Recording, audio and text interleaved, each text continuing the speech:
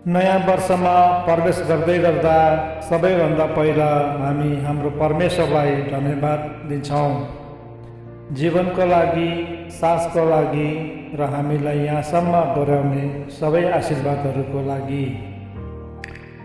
बितेका वर्षहरूले हामीलाई धेरै कुरा सिकायो, कहिले खुसीबाट, कहिले दुःखबाट र कहिले सोच्न पनि नसकेको परिस्थितिबाट।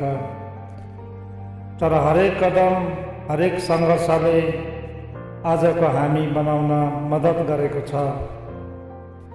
संसारभरिका सबै मानिसहरूलाई धर्म, भाषा र देश जस्ता कुराले फरक नपरी यो नयाँ वर्ष हामी सबैको लागि एउटा नयाँ सुरुवात हो।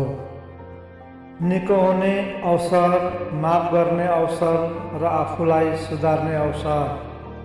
यो वर्ष थाकेर बसेका मनहरूमा शान्ति ल्याओस्, कोरिरहेको मनमा आशा जगाओस् र चुपचाप सङ्घर्ष गर्दै रहेकाहरूलाई साहस दियोस्। आऊ हामी क्रोधभन्दा दया चुनौँ, घृणाभन्दा प्रेम चुनौँ र फुटभन्दा एकता चुनौँ। एक अर्कालाई सहयोग गरौँ, एक अर्कालाई उठाउँ र सधैँ अघि बढौँ।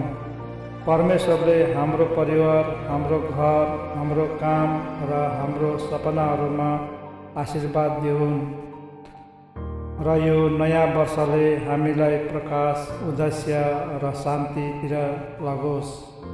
संसारभरि सबैलाई नयाँ वर्षको शुभकामना। यो वर्ष येशूको प्रेमले सबैलाई राम्रो, बलियो र उज्यालो बनाओस्। जय मसीह।